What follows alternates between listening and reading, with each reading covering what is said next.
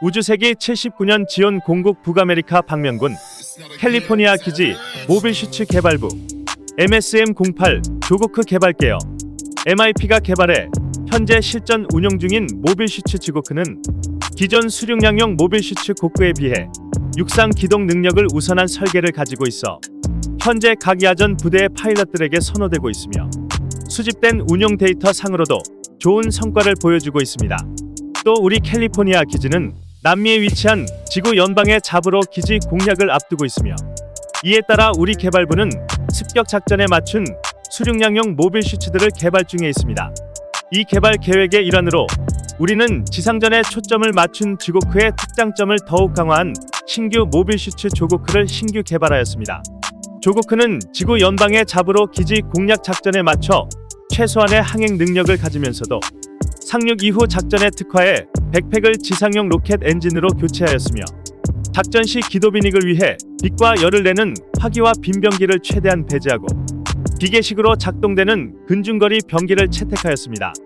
고성능 기체 지고크를 업그레이드한 기체이니만큼 조고크는 아까이를 기반으로 개발된 아크가이와 쥐와크와 함께 잡으로 공략 작전에 일익을 담당할 수 있을 것이라 확신합니다. 우주세기 79년 지온 공국 북아메리카 방면군 캘리포니아 기지 모빌슈츠 개발부 안녕하세요, 플라스미스 요한입니다. 오늘은 여름맞이 지온 수영부 특집 5번째 영상으로 조고크에 대한 이야기를 준비해보았습니다. 79년작 애니메이션에는 등장하지 않았지만 82년 구판 프라모델로 발매되었고 이후 83년 MSV에서 설정이 다듬어졌으며 더블제타에서 잠깐 등장하기도 했던 기체였는데요. 수중형 기체들 중에서도 특히 괴랄한 디자인을 가진 마이너 기체 아크가이, 쥐와크와 함께 그 중에서도 특히 마이너에서 오랜 기간 올드 팬들이 아니면 존재조차 잘 모르는 기체였죠. 그러나 놀랍게도 유니콘 건담 OVA에서 구시대 수중형 기체들이 대거 등장하면서 2012년에는 쥐와크가 또 2013년에는 하이그레이드 UC 조고크가 발매되기에 이르렀습니다. 물론 유니콘 건담에서의 등장 비중도 크지 않았고 이 친구가 여전히 마이너 기체라는 건 틀림없는 사실이지만 아크 계열의 괴랄한 디자인에 컬트적인 매력을 느끼고 있었던 올드 팬들에게 얘네가 이 정도 퀄리티의 건프라로 발매되었다는 사실은 거의 기적이 일어난 것이나 다름없는 사건이었습니다. 자, 아무튼 조고크는 지고크를 베이스로 개발된 기체라는 설정이지만 원본에 비해 한층 더 괴상해진 디자인을 포함 기존 수중형 기체들과는 다른 여러가지 특징을 가진 기체인데요. 그래서 오늘은 이 조고크에 대한 이야기와 함께 2014년 프리미엄 반다이 한정판으로 발매된 하이그레이드 UC 조고크 잡으로 공략전 사양을 조립해보도록 하겠습니다. 자, 그럼 오늘의 건프라썰 조고크 편 본격적으로 시작합니다.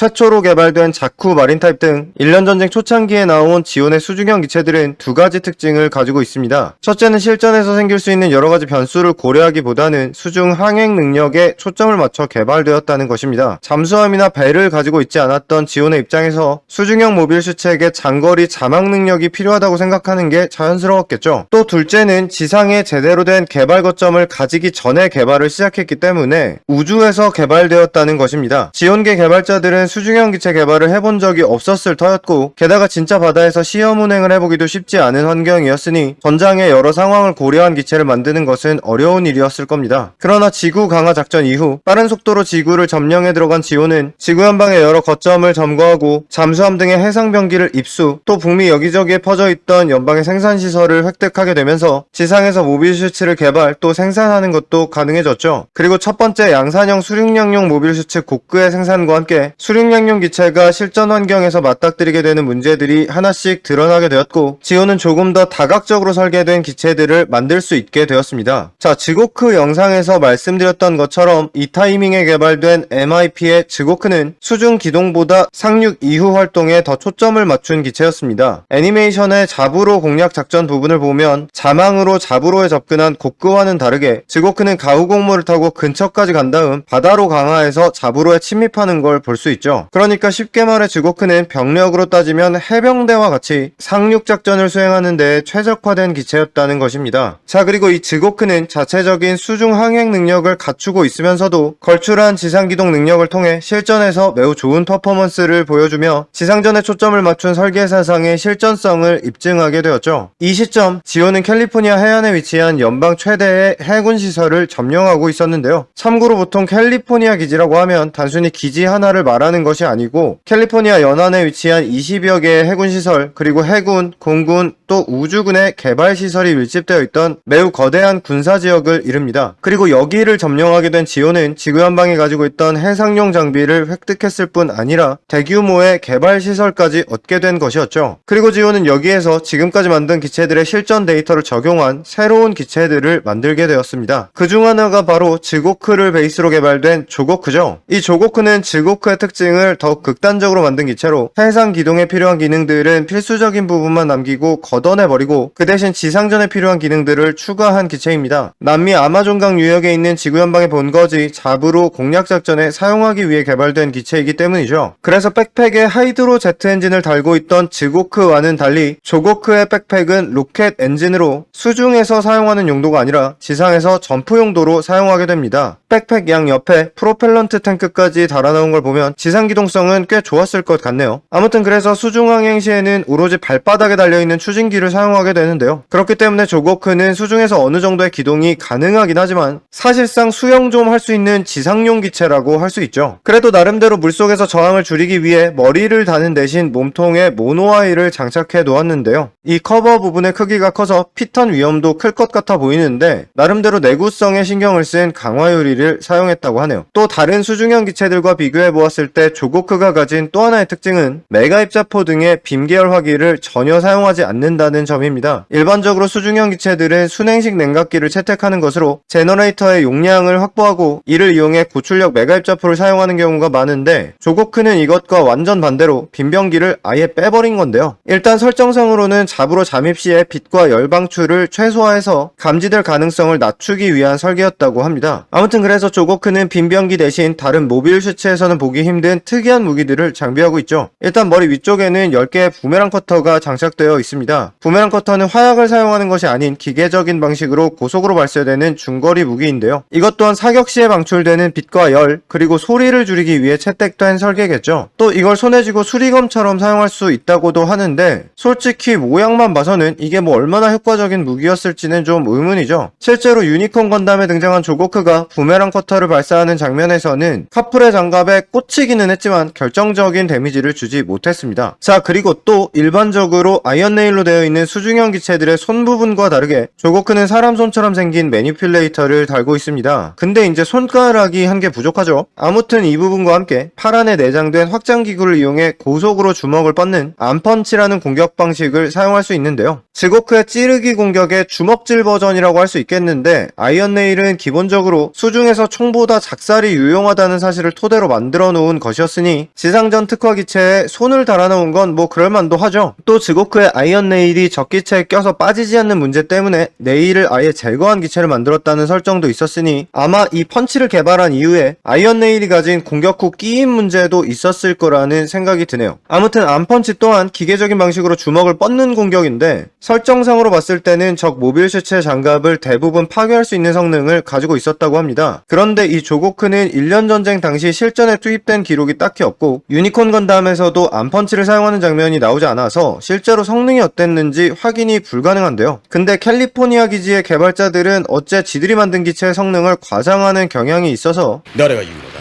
北米キャルフォルニアの技師の話です。 아마 암펀치도 딱히 좋은 성능을 가진 무기는 아니었을 것 같아요. 그래도 유니콘 건담에서는 사람 손같이 생긴 매니퓰레이터를 활용해 히트소드와 슈트룸 파우스트를 사용하는 장면이 나오면서 손을 달고 있다는 게 어떤 장점을 가지고 있는지 확인해 볼 수 있었는데요. 손의 크기가 크기 때문에 일반적인 총기류를 사용하는 건 불가능했을 것 같지만 그래도 지상용 기체들의 일부 무기를 공유할 수 있다는 점은 야전에서 활용하기에 매우 큰 장점으로 작용할 가능성이 있었을 것 같습니다. 자, 아무튼 아무튼 이 조고크는 다른 악극의 기체들과 함께 자부로 공략전에 투입될 예정이었지만 갑자기 샤아가 자부로의 입구를 발견하고 지온의 자부로 습격 작전이 예상보다 빨리 게다가 급하게 진행되면서 개발 목적대로 이 작전에 투입되지는 못했다고 합니다. 다만 이미 오데사 방어에 실패하고 지상 병력을 대부분 잃은 상황이었던 지온 지구군에 조고크를 포함한 모빌 슈츠 몇 대가 더 있었다고 한들 전황에 큰 차이가 있지는 않았을 거라고 예상해 볼 수 있겠습니다. 자, 이제 조고크의 역대 건프라들을 봅시다. 일단 아크, 아크가이, 주아크, 그리고 조고크 이렇게 일명 아크 사총사는 MSV 라인업이 개시되기 전 그냥 구판 기동전사 건담 라인업으로 발매된 기체들입니다. 애니메이션에 아예 나오지도 않았으면서 이 근본 라인업으로 발매된 건 이 4개뿐인데요. 애니메이션 방영 종료 후 발매된 기동전사 건담 기록 전집에는 극중에 등장하지 못했던 기체들의 디자인들이 실려 있었는데 그 중에서 이 아크 시리즈가 프라모델로 발매된 것이었죠. 그 중에서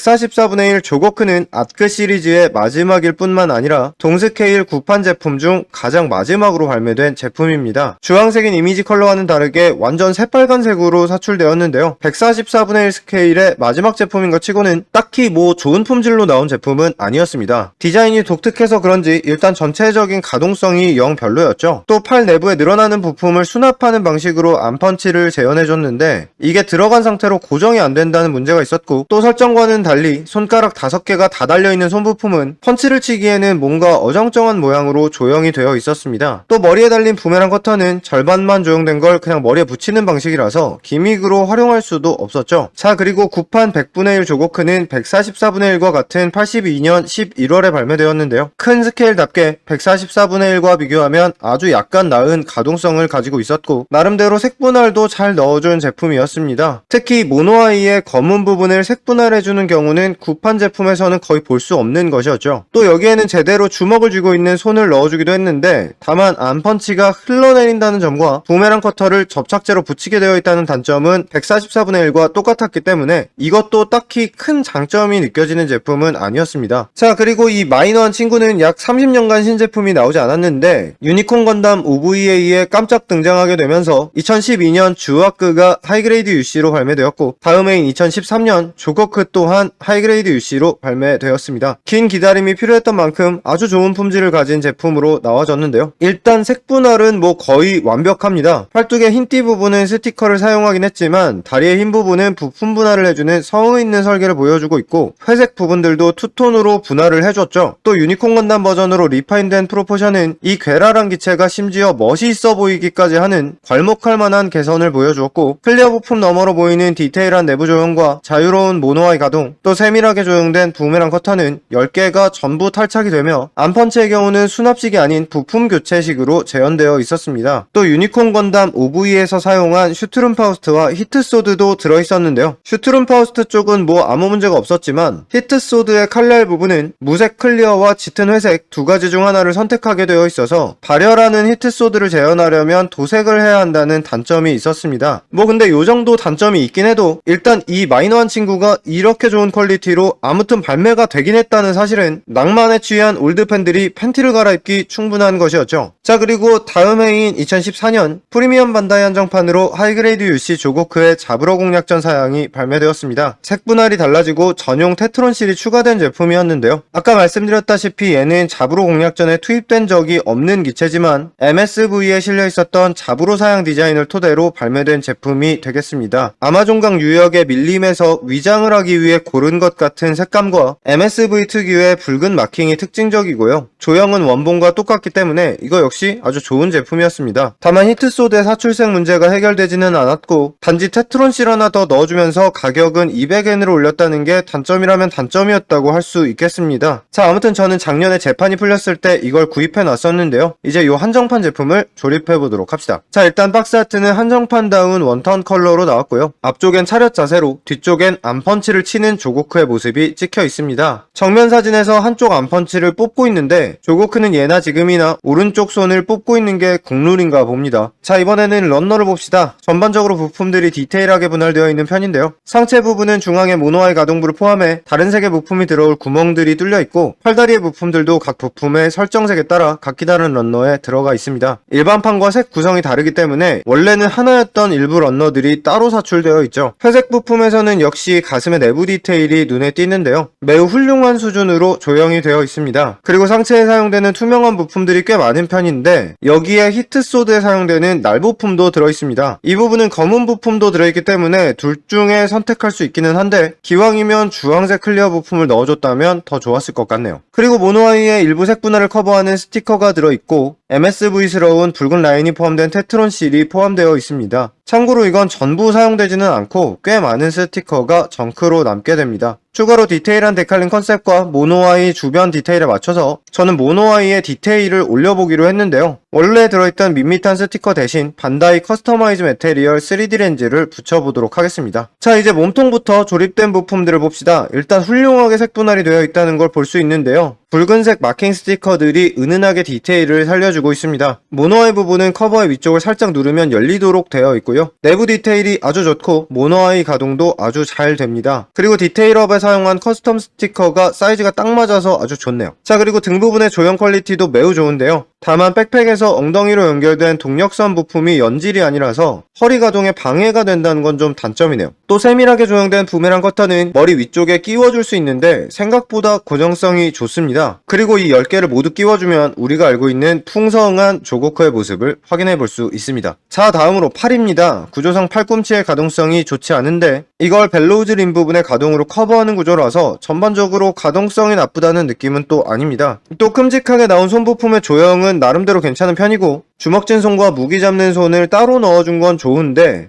엄지손가락에 골다공증이 있다는 게 좀 걸립니다. 뚫을 거면 좀 안 보이는데 뚫어놓을 것이지 여기는 좀 잘 보이는 위치라서 더 아쉽네요. 그리고 암펀치는 손목 부품을 일단 분해해주고 추가 부품을 끼우는 방식으로 이렇게 재현해줄 수 있습니다. 다음으로 다리 부분은 설정색에 맞추다 보니 일반판에 비하면 약간 밋밋한 색 분할을 보여주고 있습니다. 무릎 가동은 90도 정도가 한계인데 게다가 이 부분의 벨로우즈 림은 따로 가동이 되지 않고 발목 가동 각도도 그리 큰 편이 아닌데요. 대신 원형으로 된 고관절의 가동각이 큰 편이기 때문에 완성하고 나면 또 다리의 가동성이 포징을 방해하는 느낌은 아니네요. 자, 그리고 옵션 무장은 두 종류가 들어있는데 일단 올리브색으로 사출된 슈트룸 파우스트는 2개가 들어있습니다. 이 슈트룸 파우스트들은 조인트 부품 양쪽에 하나씩 끼워주는 방법으로 본체 뒤쪽에 꽂아줄 수 있습니다. 다음으로 히트소드는 조형 자체는 시원스럽게 잘 나왔는데 역시 짙은 회색과 완전 투명밖에 선택지가 없다는 게 아쉽습니다. 게다가 투명한 부품은 손잡이 부분까지 조형되어 있어서 도색을 하기에도 좀 귀찮게 되어 있는데요. 그래서 저는 9풀 리바이브 버전의 정크로 들어있던 히트소드를 그냥 갖다 껴봤습니다. 조형은 많이 다르긴 한데 사이즈는 비슷하고 다행히 조고크의 손부품과도 무리 없이 호환이 되네요.